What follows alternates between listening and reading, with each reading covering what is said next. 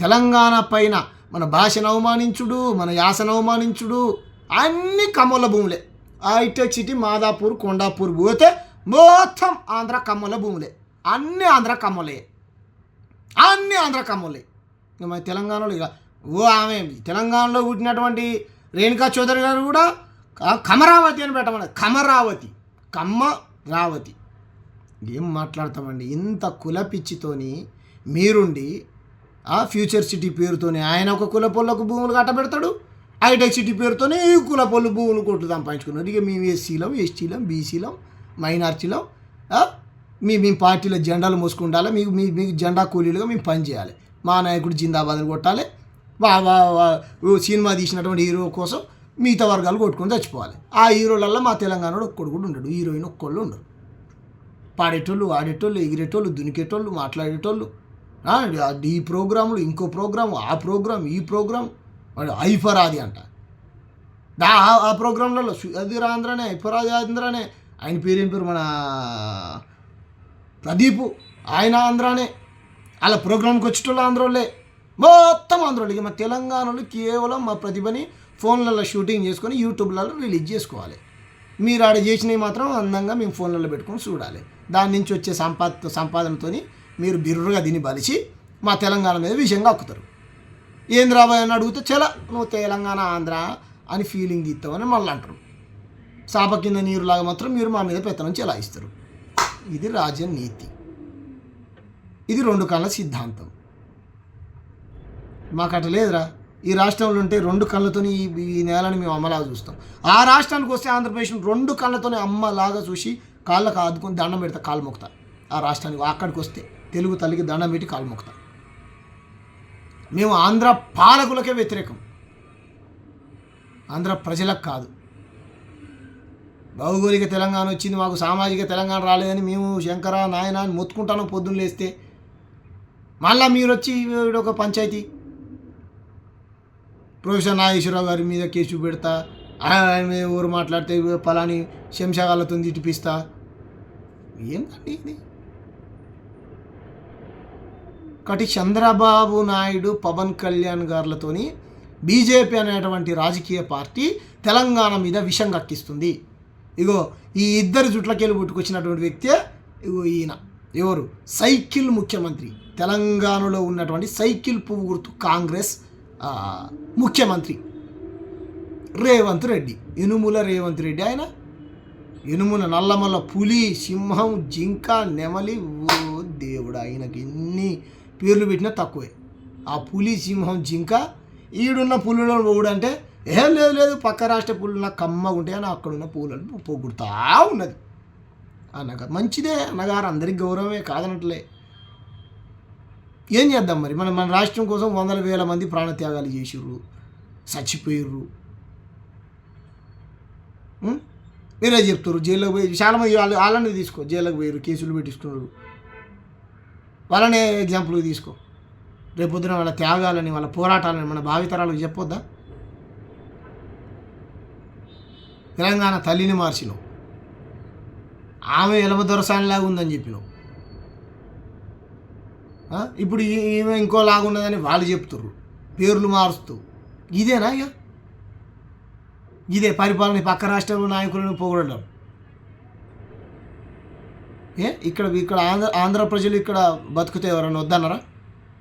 ఆనందంగా, చాలా అద్భుతంగా, అందంగా, స్వేచ్ఛగా, స్వతంత్రంగా వాళ్ళు చక్కగా బతుకొచ్చు ఇక్కడ. వాళ్ళని ఎవ్వరు కూడా ఏమంటలే. ఆంధ్ర ప్రజల్ని తెలంగాణ రాష్ట్రంలో ఎవ్వరు కూడా ఏలెత్తి చూపట్రు, ఏమనరు. వాళ్ళు మంచిగా బతుకుతే, వాళ్ళు ఇక్కడ ఉంటే వాళ్ళ అద్భుతంగా వాళ్ళు ఇక్కడ బతుకుతారు. వ్యవసాయాలు కూడా చేసుకుంటారు భూములు కొనుక్కొని. వాళ్ళని ఎవ్వరు ఏమంటలేరు. ఆంధ్ర పాలకులతోనే వచ్చింది మాకు ప్రాబ్లం. మీరు వాళ్ళని జోకుతారు, వాళ్ళ సంఖ్యను నాకుతారు. మన వీళ్ళతోడు మార్వాడోళ్ళు, ఆంధ్ర పాలకులతోడు మార్వాడోళ్ళు, గుజరాత్ వాళ్ళు తెలంగాణ మీద విషయం చెప్పాలి. కాబట్టి తెలంగాణ ప్రజలారా, తస్మాత్ జాగ్రత్త. ఇగో ఈ రకంగా మన రాష్ట్రం పైన విషం జిమ్ముతూ, మన మేధావులపైన అక్రమంగా కేసులు పెడుతూ, మాట్లాడే గొంతులపైన రకరకాల ముద్రలేసి, తప్పుడు ప్రచారాలు చేసి, గుడాప్తుడు చూడు అంటాడు, ఆ సీరియల్లో నటిస్తాడంట. రా, నీ అమరావతిలో ఉన్నటువంటి ఎక్కడ మంగళగిరి ఆఫీస్కే వస్తారా, నేను ఒక్కనే వస్తాను, నన్ను ఎన్ని ముక్కలు నడుపుతారు రండి, నా రాష్ట్రాన్ని ఎవడు అవమానిస్తావు అని ఆపుతా, ఎవడు అవమానిస్తావు అని ఆపుతా, రా నేను వస్తా, రా నేను వస్తారా. సీరియల్ హీరో, ఆయన పేరేం పేరు, సీరియల్ హీరో అంట, ఆయన మొగలి రేకులో రాత్రి పగలు ఏదో సీరియల్ తీస్తారంట. రా, ఇదా మీ నాయకుడు నేర్పించే సంస్కారం? మీది జనసేన కాదు కులసేన అని పొట్టు తిడుతున్నారు మిమ్మల్ని ప్రజలు ఆంధ్రాలో, తెలుసా? ఒత్తు పెట్టుకోకపోతే ఆ లాస్ట్ టైం వచ్చిన ఒక సీటు కూడా వచ్చేది కాదు మీకు. పవన్ కళ్యాణ్ గారుకి సినిమాలలో ఉన్న గ్లామర్ వేరు, రాజకీయాల్లోకి వచ్చిన తర్వాత ఆయన దిగజారినటువంటి విధానం వేరు.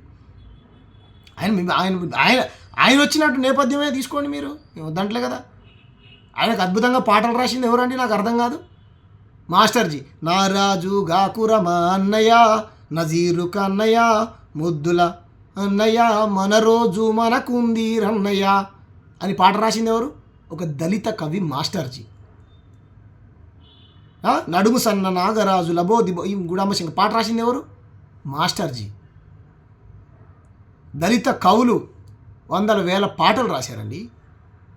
అప్పుడేం కులం చూడలేదే వాళ్ళు అద్భుతమైనటువంటి సాహిత్యాన్ని మొత్తం రంగారించి రాతలుగా రాసి అద్భుతమైనటువంటి సాహిత్యాన్ని అల్లి ఆయన పాటలకు, ఆయన సినిమాలకు అందించిర్రు.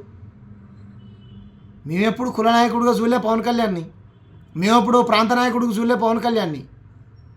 మా ప్రాంతం మీద కోనసీమకు కొబ్బరి తెలంగాణలో జిచ్చుతాయి, కొబ్బరి కూలిపోతాయి అంటారు.